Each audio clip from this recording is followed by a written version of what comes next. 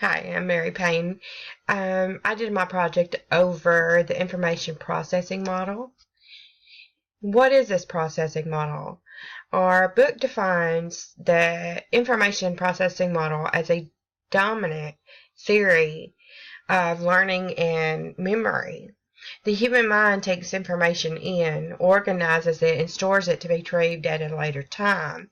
Educators and trainers can use this information to guide their teaching methodologies. Cognitive psychologists use this framework to explain and describe mental processes. There are three main components of the information processing model: the sensory register, working memory, which is also known as short-term memory, and the long-term memory. The sensory registry receives large amounts of information from each of our five senses. We have sight, touch, smell, taste, and hear. This information is held for a very short amount of time, no more than a couple of seconds, and most of the stimuli received into the sensory registry is immediately forgotten. Then information is sent to the working memory, which is also the short-term memory. The working memory is a storage system that can hold a limited amount of information for a few seconds. This is where we evaluate the new stimuli with what is already in our long-term memory. It is part.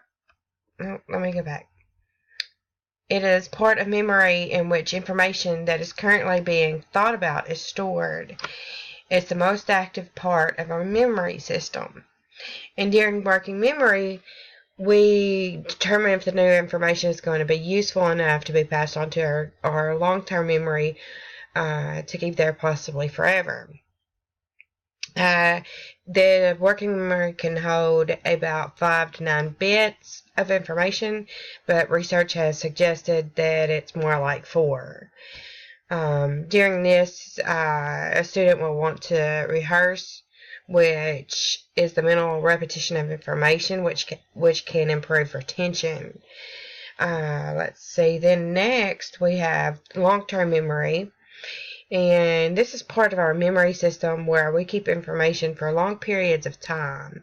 It's thought to be very large in capacity. Some theorists believe that we may never forget the information in our long-term memory. We just may lose the ability to find the information. Information and learning strategies are stored here, and it's divided into 3 parts. We have the episodic memory, which is our memories of personal experiences, such as the mental movie of things we saw or things that we've heard. The semantic memory, which contains facts, generalized information that we know, concepts, principles, rules, and how to use them, and our problem-solving skills and learning strategies. And then we have the procedural memory, which refers to knowing how, in contrast to knowing that. And I've done a little diagram on kind of where we have information which comes from our sensory, 5 senses, is inputted into our sensory memory. Then we go to the working memory, and through rehearsal, repetition, then information can be stored into our long-term memory, and then we can have our output that is information that's recalled as we need it. For instances, like we have a test and we need to pull that information from our long-term memory to apply to any test questions. How can this information be applied to students, and how can teachers help?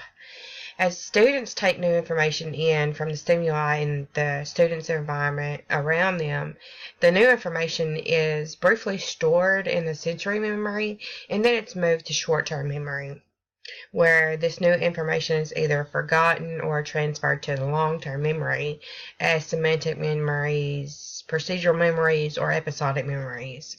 excuse me. If a student is overloaded with new information in the short-term memory, it can result in cognitive overload for that student. A teacher can help with cognitive overload by making sure students know what information is critical. Teachers can help the students make connections between the new information that they're learning and what they already know. Teachers must allow time for students to rehearse this information for the students to be able to retain what they're learning. And that's it. Thank you.